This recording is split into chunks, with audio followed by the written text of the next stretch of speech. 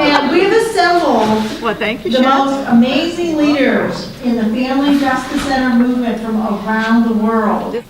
We have identified the top three leaders in this movement to share the things that they've learned. And I'm going to be asking them three important questions because they all come from a different background. The first question is going to be from each of them, why did they embrace the Family Justice Center movement?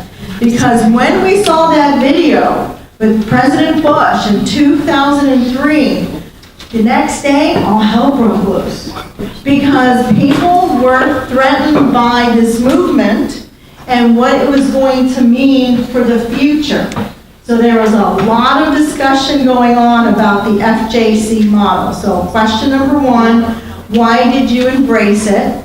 And since all of you have started a Family Justice Center, what would be some of the lessons learned that you would want to share to your other directors or directors that are coming in your footsteps? And then, of course, we want you, because you are visionaries, we want you to look into the future. Where do you think this movement should be going?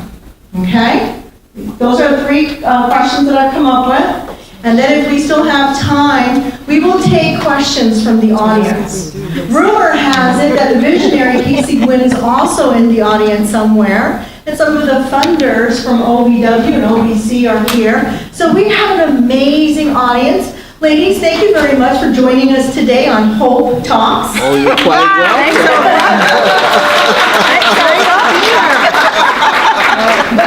You get a tablet.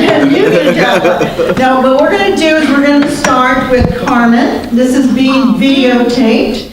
Carmen, thank you so much for hosting all of us. We're having our Leadership Institute in Milwaukee. But let's go with the first question. Why did you embrace the Family Justice Center model? Well, it's always hard going first, right? So everybody else can do better.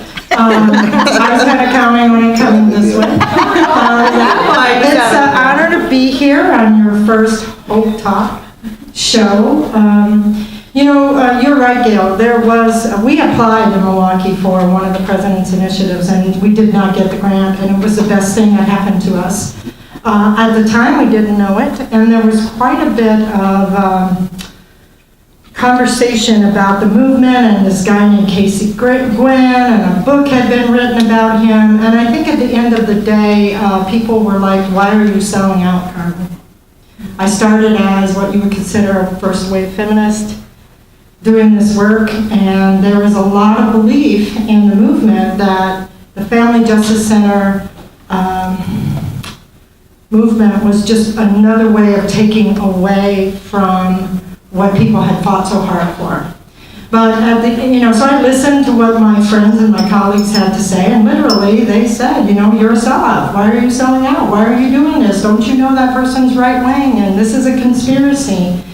But at the end of the day, every single time, I thought about myself sitting with that young kid, or that woman had been raped, or if my daughter had been raped, or I had been raped, I would want this building.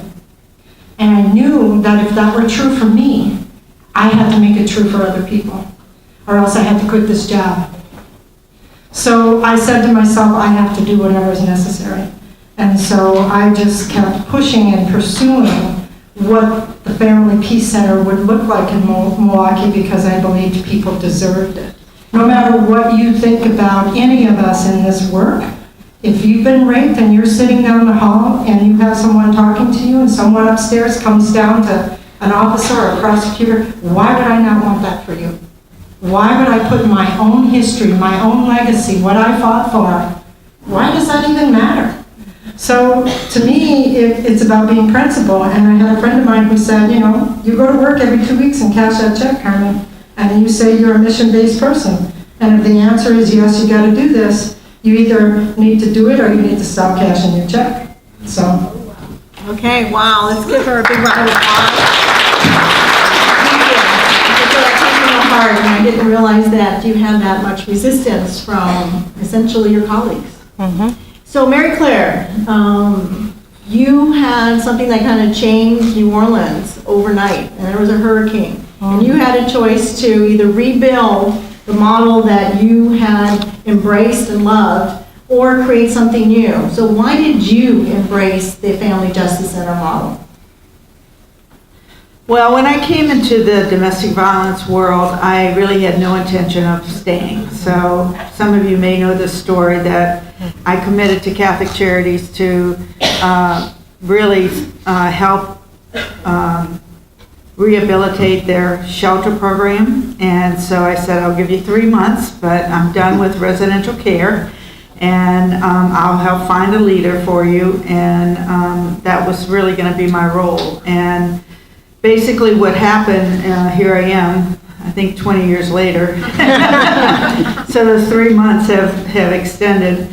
And I think, even when I worked in the shelter, it was clear to me as I began to really try to improve the program, and we got rid of all the rules, and we did all the right things around shelter, but there was still so much shame and embarrassment for survivors. And I think the story that really moved me to do something different was when a survivor was leaving with a small baby, and she was very much in danger. And I asked her, why she was leaving. I was concerned for her safety. And she said, Mary Claire, I'd rather take my chances with my daughter than live with all these crazy women in this house. And I have, to this day, I will never forget her face and the story. And I thought, there's got to be a better way to do this. There's got to be more that we can do for survivors that are on a whole range of journey and at different places. And so I think many of you have heard the story that 2 weeks before Katrina, I gathered some out-of-the-box thinkers, and we started, and the whole goal of the meeting was, if we had a blank slate, we had a whiteboard, and we just rethought how we did this work, would it look the same way? And 2 weeks later, Katrina wiped the slate clean and forced us to rethink how we did this work. And, and so Katrina offered me the opportunity and the challenge to say, I now have the opportunity to do something different and try to figure out what that looked like. Not that I didn't believe in the shelter program, but I just felt like it was such a small framework in terms of what we were dealing with and the amount of time that we could work with survivors and not knowing whatever happened to them. And I just felt like we could do so much more. And it was the next summer that I went to the National Coalition meeting, and I was searching for that vision, and I met Casey Gwen. I think I was one of 5 people in his workshop. And I was blown away because I knew that's exactly what we needed. All of our systems were destroyed, nobody knew where anything was happening, and I just felt it was just co-location just made total sense to me as we were rebuilding. And I was convinced that we had to find something that was going to do more for survivors over a longer period of time, and that was going to be much more redeeming and much more expansive. And so later that year, I ended up in Washington, D.C., and I made a call to OVW and said, I really would like to talk to you about what's happening in New Orleans after Katrina. And Mary Beth Buchanan, I don't know where Susan Williams is, but put me in a room and said, if I bring in lunch and I put you in front of a computer, can you give me a white paper or what it looks like? I was like, no, sure, no pressure there. But I did. I designed the Family Justice Center in those 2 hours. And I don't know that in my mind I called it the Family Justice Center. I'm not even sure I knew. I mean, I knew the concept. It was the co-location. It was bringing like-minded people together to solve a huge community issue. And I knew that as a shelter program, that we were not big enough, we were not a big enough framework to really solve the problem. And for me, the driving force was, I had this opportunity to do something different, and when you have that opportunity, do you really just recreate what you thought was so inadequate before?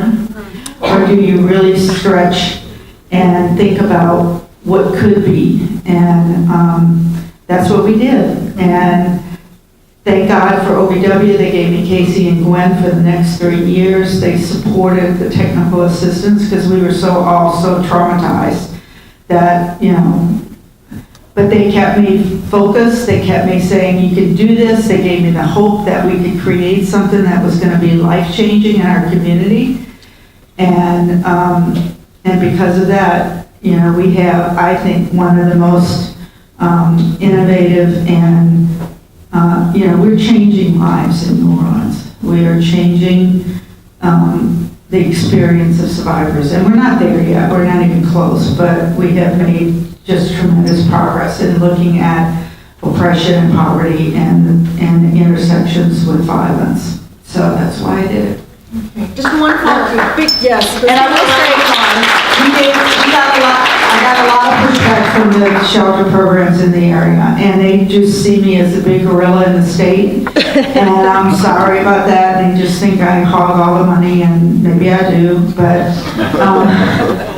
you know, I just believe that it's got to be something bigger than what we are, and so anyway, I'm going to talk a little bit about my vision around that, but it just pains me when I hear domestic violence, community-based programs and shelter programs fighting this, because I just think you become so much bigger and so much more powerful, and you're able to really grow the pot better for everybody, that you can grow this. And it's scary as hell, and I've lost a lot of sleep about it, but you know, it's worked, and we're bigger and better than we ever been, more powerful in the community.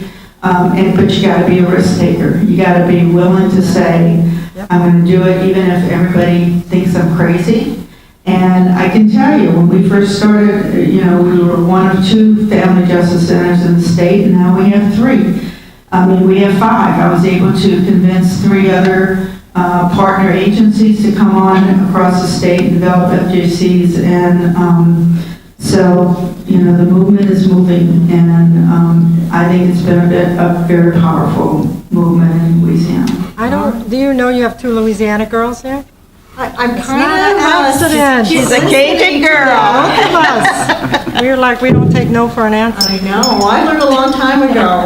It's easier to say yes to Mary Claire and yes to Carmen than it is to say no. And we have another person that it's easier to say yes to. Yeah. Cherri, I'm not going to say no to you ever. But Cherri, you come from a different perspective because your Family Justice Center is government-led. Mm-hmm. You are also part of the President's Family Justice Center Initiative, the second one to open up. Also the second one in California. California right now leads the way with 21 family justice centers. But you came from a different background, which almost kind of modeled the Family Justice Center, because as I've done my research, looks like you started one of the first civil legal services that had a lot of services and partners that you were providing. You were like ahead of Oprah and everybody else. But why did you embrace this model? Because the model already had that idea. And I was like, oh wow, somebody gonna give me money to do that. How lucky am I? And so I didn't even know it was all this controversy and stuff. I was just like, whoop-de-doo, we're gonna apply for this money. And one of my friends, Nancy O'Malley, who was the assistant DA in Alameda County then, she and I talked about it, and we were like, yeah, let's go for it. And then people start calling me a sellout. You too? You know, right? And I'm like, what the? And, you know, I've been doing this work since 1992. And I'm a lawyer by profession, and so, getting restraining orders was the thing that we did. And I said, so what? You got a freaking restraining order. Now what you gonna do? You don't have any place to stay. You don't have a job. Your kids, the CPS is trying to take the kids. A restraining order is not enough. And so I just talk to people about, what does a woman need to be made whole? And it's counseling and job training and education, it's all of this kind of stuff. So when the Justice Center grant came along, I was like, ooh, my dream come true. And then when I was telling people I was gonna apply for it, that's when they started saying, you're a sellout. You're going over with them. And I was like, them is us. And then people that know me know that I could be a little crude, but I'm gonna really try to keep it clean. We're on So when we start talking about the domestic violence movement, I said to a lot of folk, well, that's a white lady movement. I wasn't, when that movement started, there weren't a lot of black women at the table in leadership positions. So don't talk to me about selling out, because once again, me and others that look like me have been left behind. So this is my chance to be at the table and to help design something that could benefit the entire community where I have lived my entire 70 years. So we had all these strategic planning meetings with, we invited 150 different agencies to come, and people sent folk, because when Nancy calls, they usually answer. But they gave us so much grief. Like, you're gonna have police there, and women aren't gonna come, and women that don't speak English will never come there. And it was just all these naysayers, and Nancy was twisting herself in, like a pretzel, trying to please everybody. And I took her to the side and I said, sister girlfriend, let that go. Let them take their ball and go home. It's okay. We can still love them. They don't have to come and be here with us. It's okay. And so that's how we opened. And when we opened, we had a lot of empty space. We're in a 30,000 square foot building, and it was not full. But because people knew me and trusted me, because I've been in this community doing work for these many years, key partners came. And then the clients, we had so many clients on the first day. We were trying to have like a grand opening where, have dignitaries come and speak. We had to hold up, hey, hold up dignitaries, we gotta go in here and work. We had all these clients show up. So now that's a very important question. Before we go, what were the lessons learned, the do-overs? Did it work? So all these concerns, all the fears, all the bad things that people were certain were going to happen, did it happen? And what did the survivors say? And I'll ask that for each one of you. The survivors, they didn't have to travel over a county that's 872 miles to get the services they needed.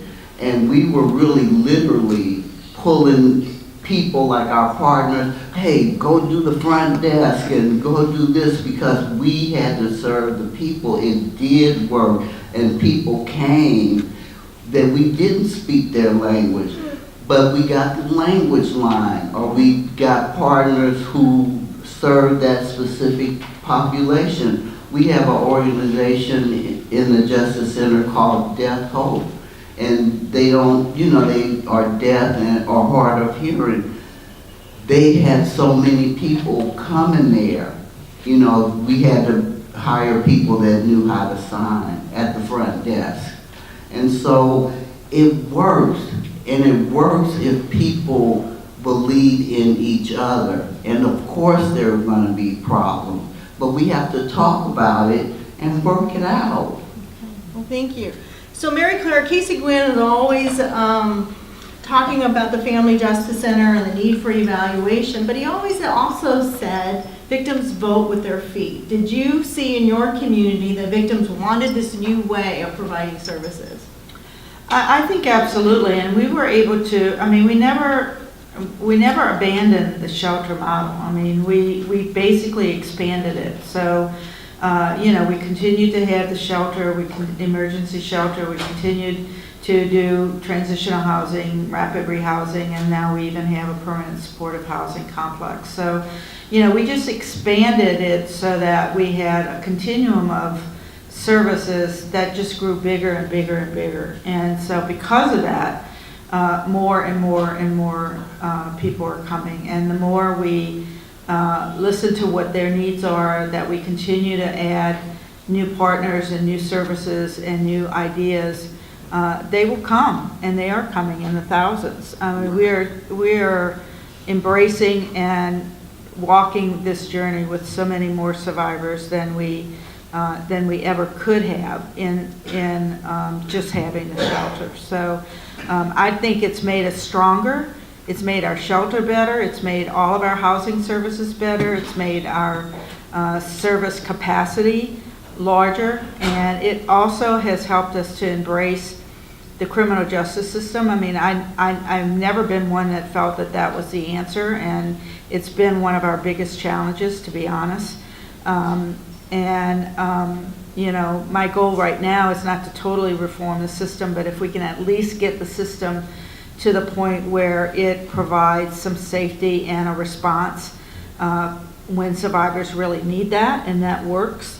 But I think we have to move, much beyond just the criminal justice system and really think bigger and larger. And I love the conversation that we're having here about how do we continue to expand and provide opportunities, not only for survivors, but for perpetrators as well. We have to stop destroying families, especially in our communities of color that are just so greatly impacted by the negative aspects of the criminal justice system. And so I know we're going to talk about evolution and moving forward, but I think if you have something that is respectful, that responds to their needs and continues to give them a whole range of services, rather than after Katrina, I used to do presentations where I said, we've really shifted our paradigm from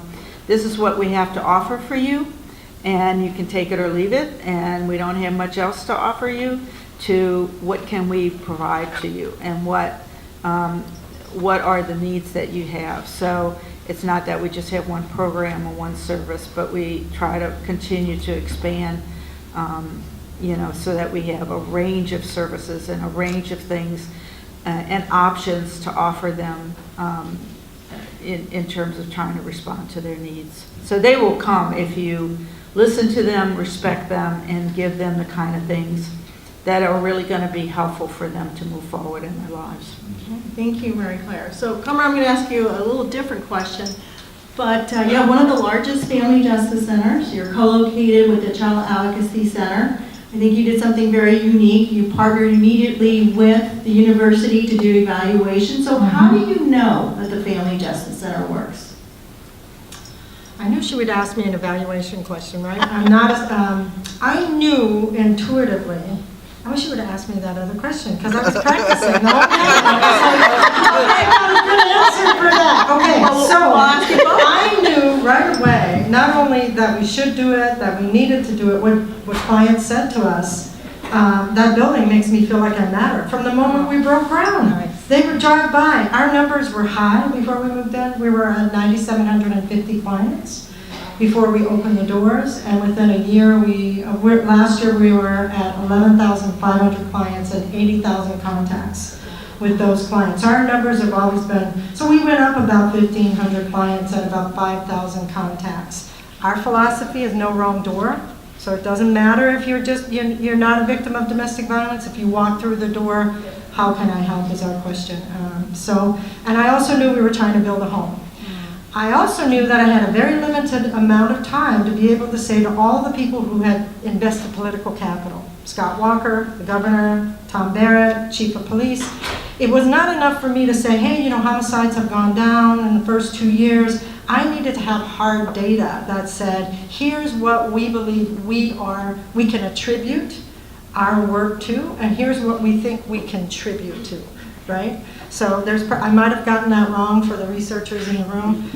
We know we're associated with some good outcomes, right, Chan? Right? And we can attribute our work to making a difference. So the homicides, child abuse going down, human trafficking cases, we wanted to measure our partnership. But we wanted to concretely say, here's what is working, and here's what we're measuring, and here's how we know it's working. So we, right away, the year before we opened, convened an evaluation and outcomes committee.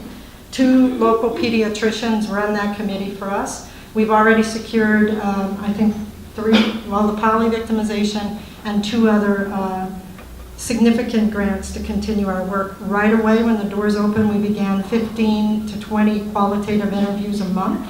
So my evaluator and students sit down and ask people about their experience. We published a report because we wanted to say, here's what we understand. Our average ACE score is over 5.3. Our well-being among our partners is not that great, and it's trending down. So we know we need to do something in the wellness area for ourselves.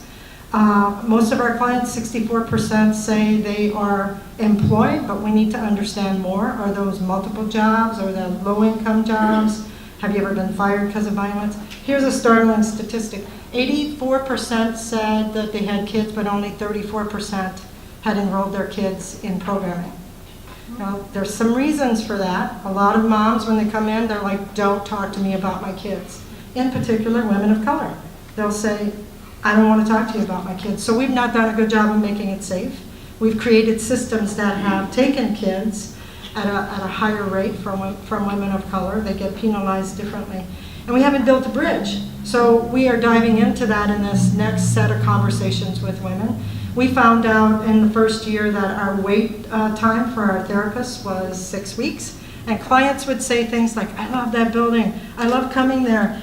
The only problem is I can't get into therapy. But that's how it is. So they were waiting 6 to 8 weeks for therapy. I went to a private donor. I said, I can't have a 6-week wait, please. Especially since I've criticized people for that. I cannot be doing that. So she gave us money. We hired a second therapist.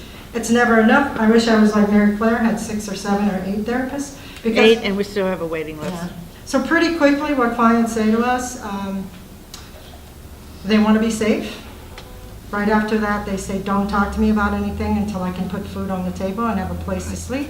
And then they start to talk to you about the other things that have happened to them and their well-being and what it might take to set themselves back on a course for well-being, towards wellness in their lives. So if Erin were here, she could tell you more academically what she does. We have a logic model, a theory of change.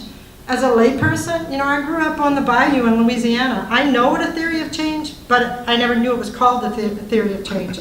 Why are you doing what you're doing, right? That's what my grandma would say. Why are you doing that? Right? What are you doing? Because I think it's going to make a difference. So we articulated why we thought our partnership, that we were stronger together.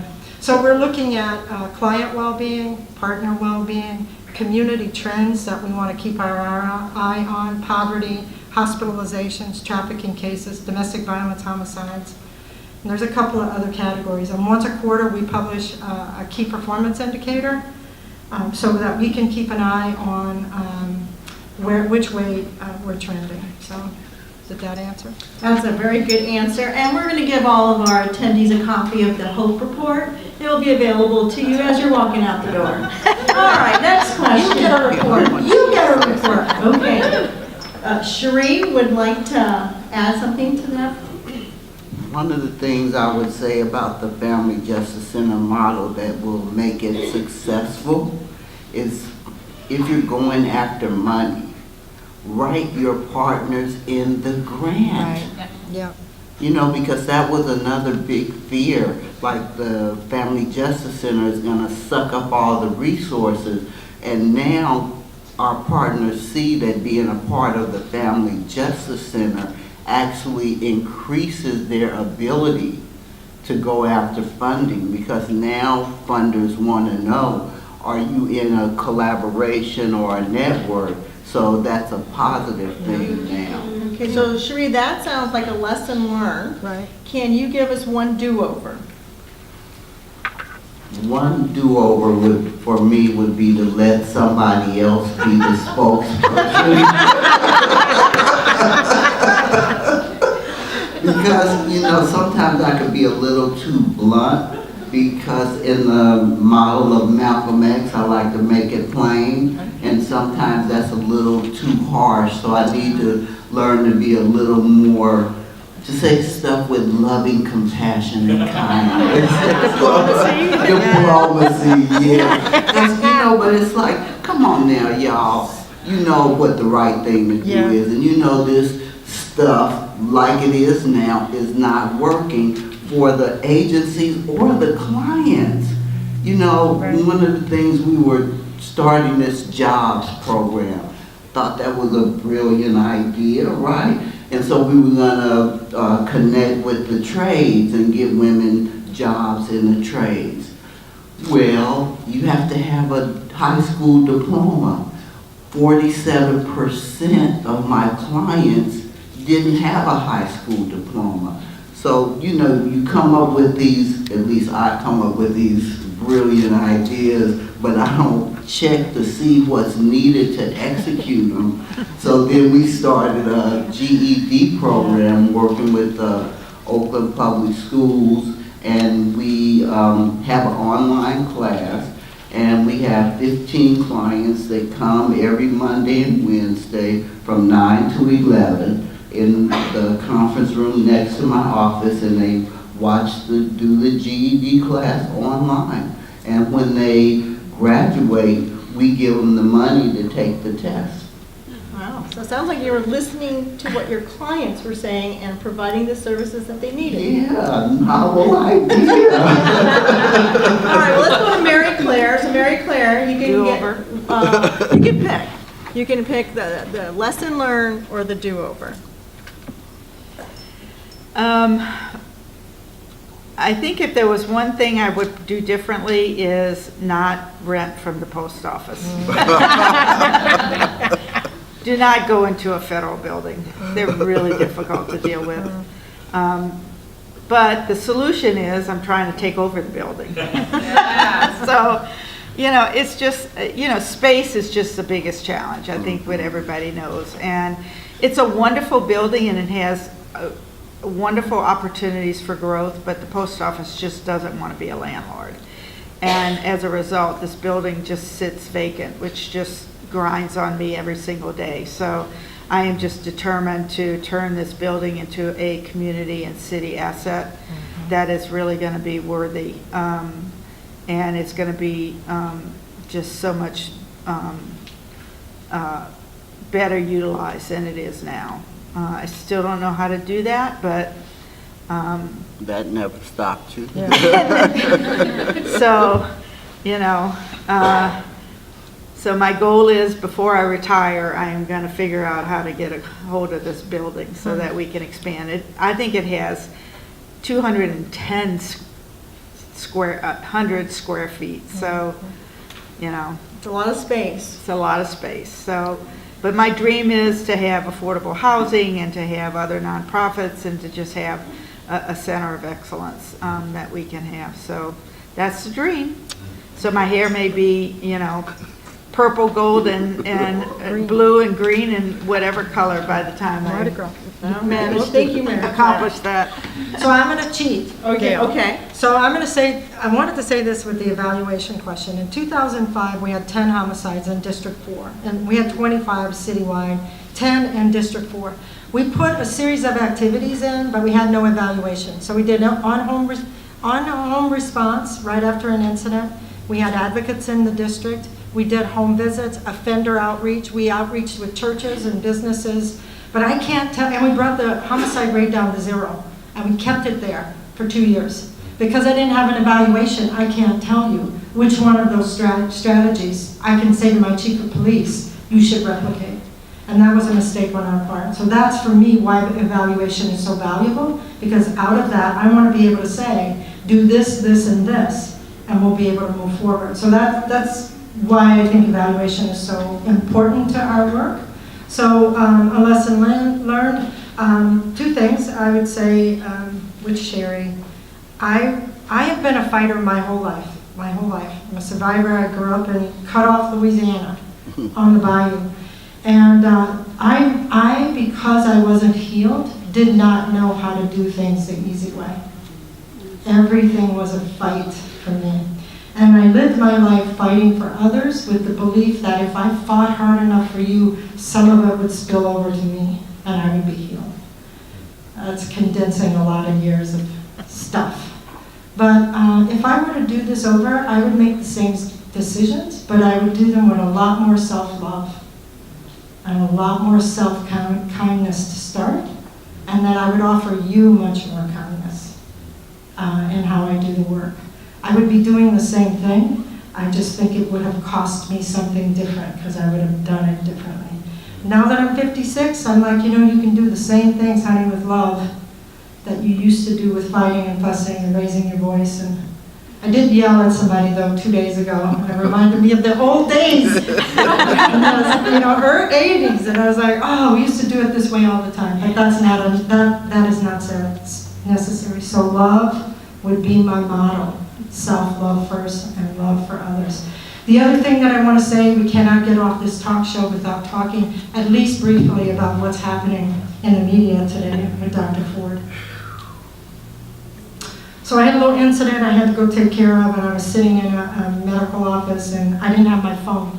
And I'm like, oh my God, I don't have my phone. So I said to the nurse, I'm gonna have to do it old school and watch the TV, right? So I was sitting there and I'm looking at this play out in my lifetime again, after Anita Hill, all those years ago, and after growing up a young girl in Cutoff, Louisiana on the bayou, when the only thing my older sister could dream of being was a secretary, right? 4-year college degree at Nicholls State University. That was the only thing she could dream of. And here I sat, 2018, watching another woman grill another woman about what's the truth she's trying to tell about her experience. And I'm not about hurting any man who wants to stand shoulder to shoulder with me to make the world better. We need you to speak up, but I am so tired of this fight that just, I felt like watching her, I thought, have we only moved an inch? So I'm here to say, we gotta cry, we gotta yell, we gotta scream, but we need each other because the fight is not over. When they told me I was okay today, I said, all right, we got 30 more years of fighting to do. We gotta do it with love, but it's startling to me. So I don't want this moment in history to pass without those words leaving my mouth. That never did I think again in my lifetime. And I'm launching a 17-year-old into this world. And it just seems like we've just moved maybe an inch. And thank you all for being the people, to make it move. Oh, thank you. Thank you for sharing that. I think it's definitely in our hearts and our minds. As we transition now to the question about the future and what you see. I understand that in the audience we have a Casey Gwynn, the original visionary of the Family Justice Center movement. I'm going to go ahead and take this moment and bring them up because I think the next discussion really needs to happen with all of the visionaries. So Casey Gwynn, will you please join us at HOPETalks?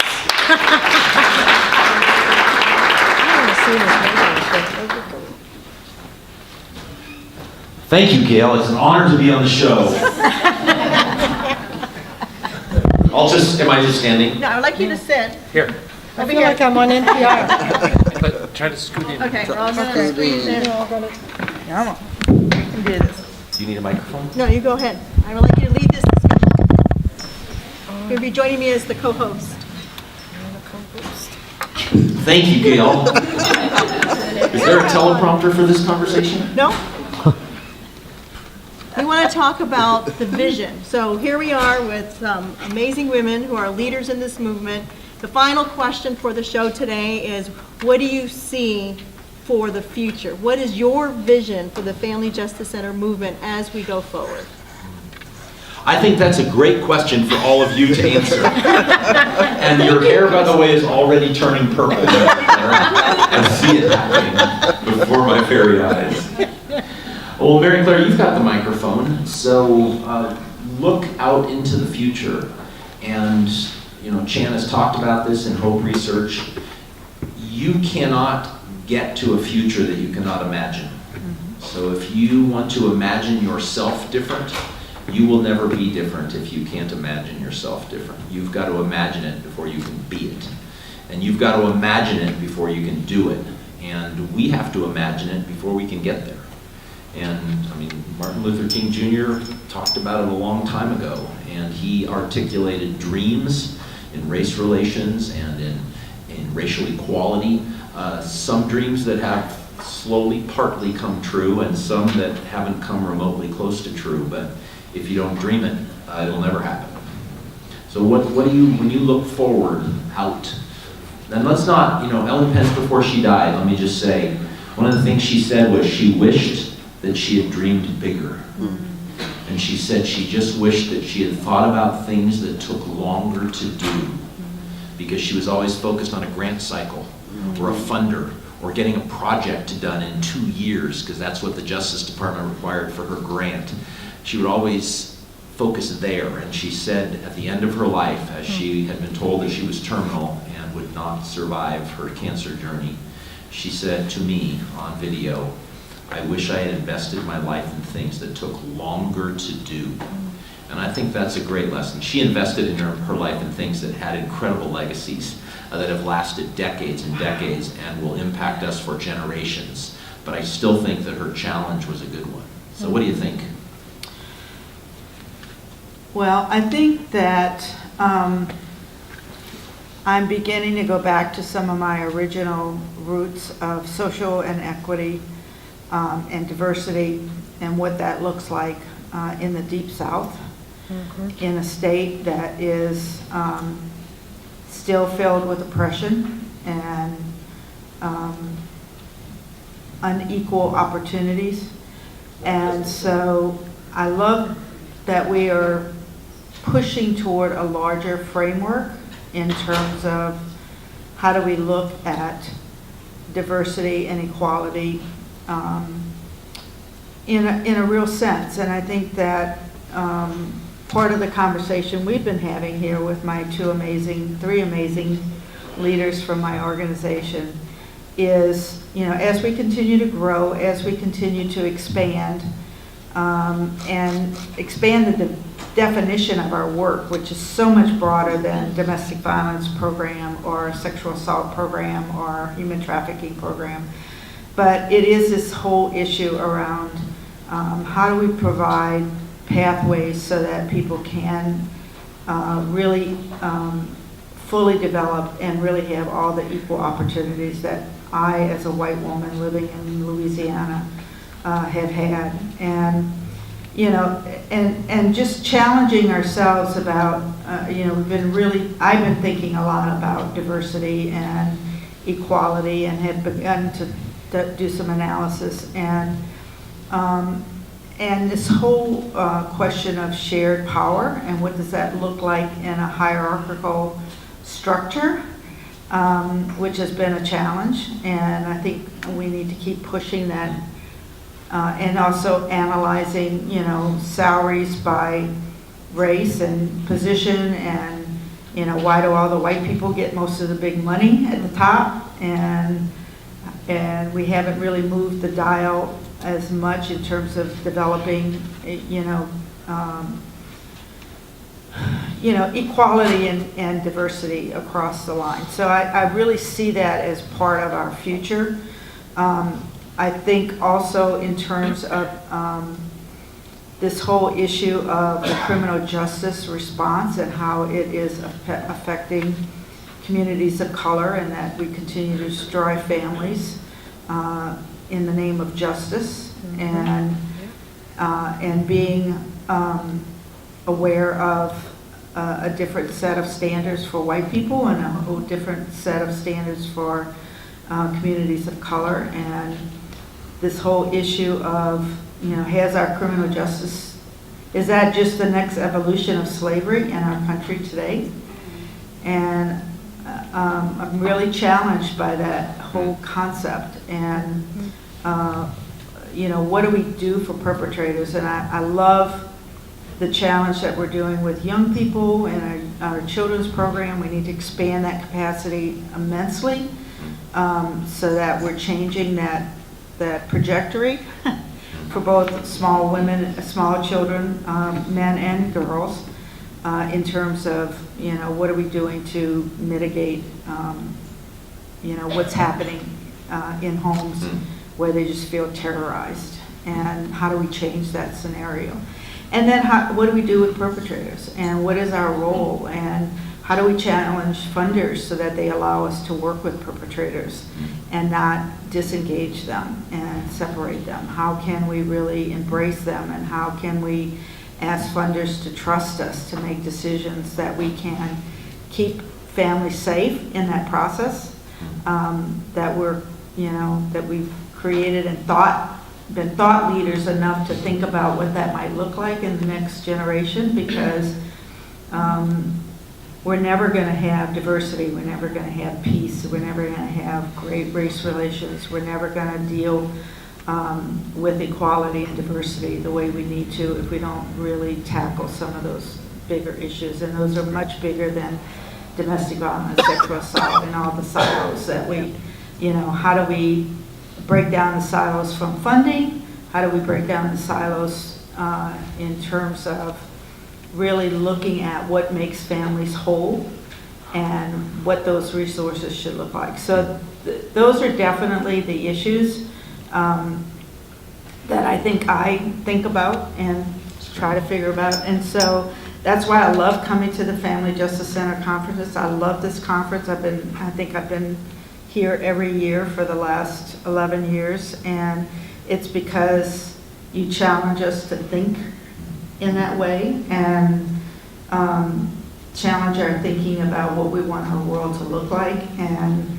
this hearing today is evidence that we have so much more work to do in terms of really bringing about equality and bringing about changes in how we respect and love one another, no matter where we come from, whether we're an immigrant or whether we're all immigrants, we're all mixed race, we're all these things, and yet we still have so much privilege in our country that we don't know how to deal with it, we don't know how to talk about. So whatever we can do to move that forward, I'm there with you, Casey. Well said. Well said. Cherri, what's your vision for the future for the Family Justice Center movement? Save the babies.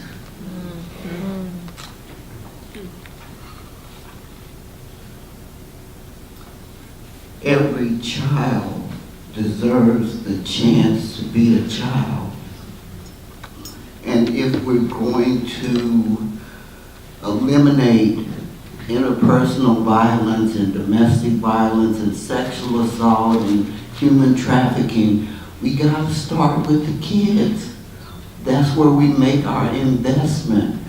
That's where the separation, victim and perpetrators. When we're looking at kids, they're all kids.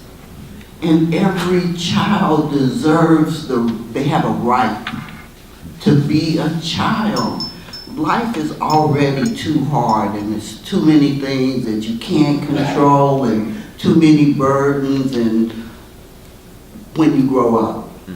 But when you're a kid, when you're a child, you should have the chance to be a child and run around at Camp Hope and do all the things that kids do without being afraid. And so at our Justice Center, we see 3,200 children coming through there a year. And it just really, really breaks my heart that their childhood has been stolen from them. And I think that if we could think of something, do some interventions, whatever it takes, to save the kids, that when those kids grow up, they will not be victims and perpetrators. They'll just be humans. And won't that be a blessed day? Amen. That's great.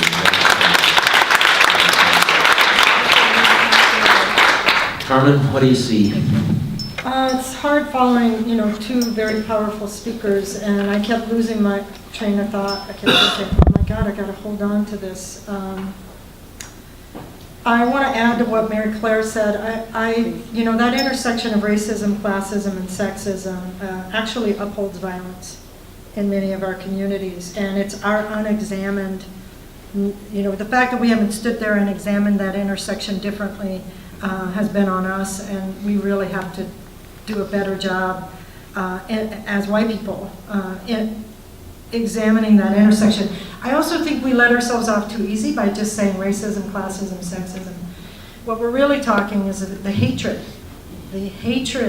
of women, the hatred of black and brown people, and the hatred of poor people. I mean, you see it playing out in every corner of our public square, right, in our society.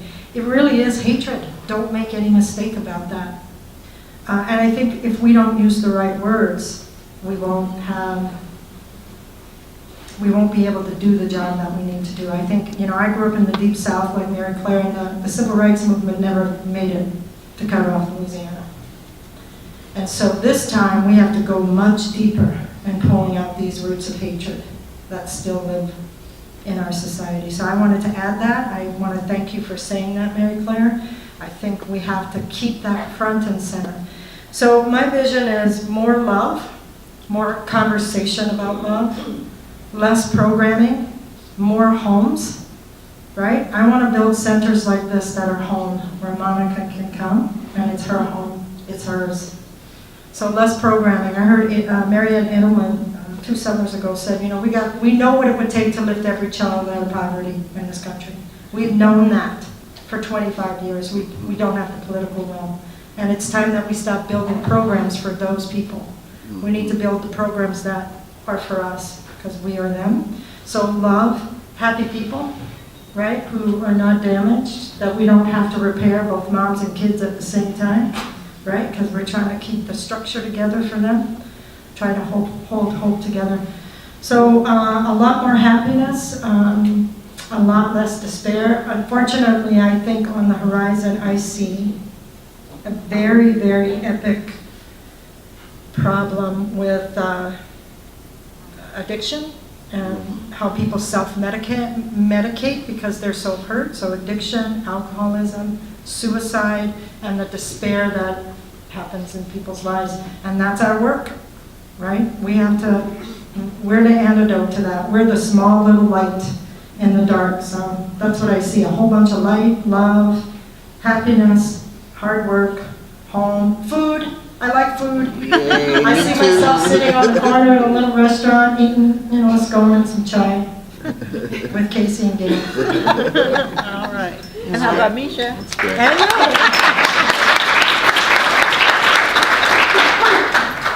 As an African American person in this society, I have to say, thank you. Thank you for saying what I don't have the voice to say. Because when I say what they have just said, I'm discounted.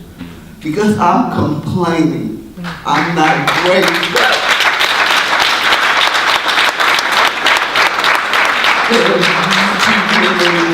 And you too, Casey, because I've known you a long time. You give voice to my pain. And that means that I can be healed. So thank you.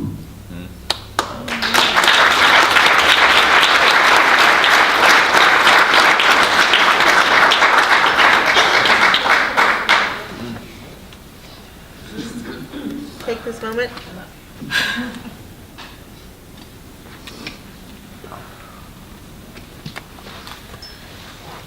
Well, thank you all for sharing your hearts and kind of taking us here to the finish line early this afternoon as we kind of wrap up very shortly here. We have to be the creators of community that includes everyone. We will not, in our lifetime, solve all of this. But within the communities that we create, we need to do better. We need to be the place where we are the model of what it looks like to love each other and to serve each other and to welcome everybody, regardless of background, skin color, gender identity, sexual orientation, faith beliefs.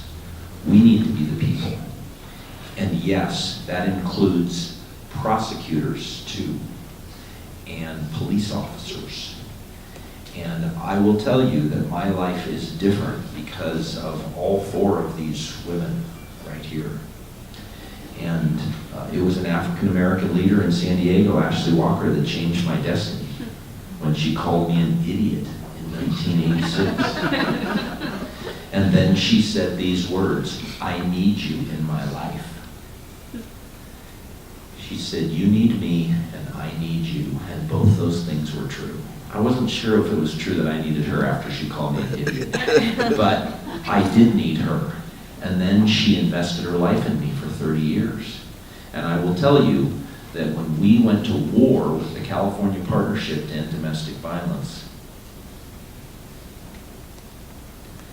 Cherri Allison stood in the gap.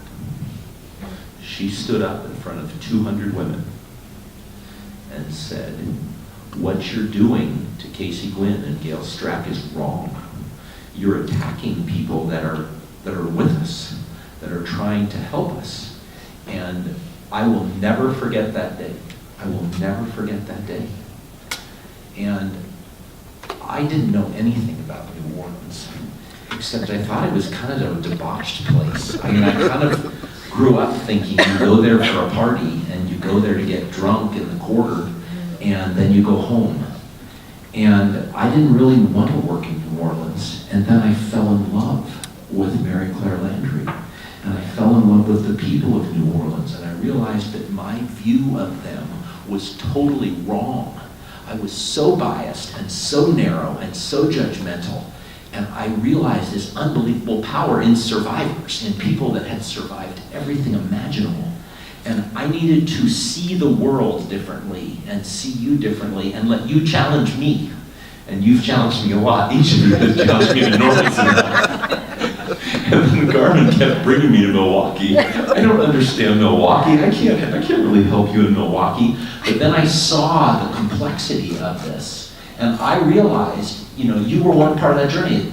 Gail and I used to think it was about a building. At the very beginning, we kind of thought it was about a building. And we thought if you just get everybody together in a building, you'll have a different society, a different community. We will all live happily ever after. And then we figured out that's a lie. That's not the core of this. The core of this is the choices we make in our lives and how we welcome each other and how we love each other and how we accept each other even though we're different and our backgrounds are different. And I will tell you that if we do this together in family justice centers, we will change the world. And we will start here. Don't forget, it always starts here. Social change rarely is just out there. In the Me Too movement, yes, it's become a social media phenomenon, but it started here with particular women telling their truth, and then other women supporting them, and slowly men starting to listen, and then men supporting women. And yes, it became a social media phenomenon, but it always starts here. Barack Obama became the president because of what he did in South Chicago. It wasn't just a social media campaign. He lived his life in a certain way, pulling people together that caused the world to change. Martin Luther King preached in Montgomery, Alabama, in a church that held less than 150 people in 1955. And from the steps of that church, you could see the Confederate flag flying on the Capitol. And that group of 150 people led to the Freedom Riders and so many other things, and the marches and the movement that became, but it didn't just start out there. It started with a group of people that intertwined their lives together. And so for me, that's got to be our vision, is how do we keep leaning in. The Denton folks just left, and I was talking to officers that were here from Denton, and they said this was a real eye-opener for us, because this isn't our world. And that's a fascinating statement, because law enforcement in America needs this to be their world. And if law enforcement in America is isolated and condemned and shamed and blamed and only attacked, we will never change anything in law enforcement. Because there's a ton of good people in law enforcement doing amazing work, and when the gun starts going off, you want law enforcement in your life. You want them around when the attack starts, when the mass shooter opens fire. So we've got to figure out how to keep drawing them in to our community and welcoming them, and we will change, and they will change if we can create that community together. And that, by the way, for me means everybody. That means even in the world of progressive political movements, you don't get to say, we don't want faith people anymore in this. We're done with those religious people. We're done with the churches. They've so demeaned women, and so many places have used religion to oppress people. You reject the faith community, and you're rejecting this huge piece of a community that many in this room are connected to.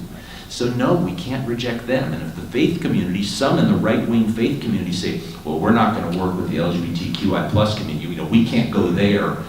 No, we need you to lean into that too, because we are welcoming them, and we are welcoming you, and we are becoming a we.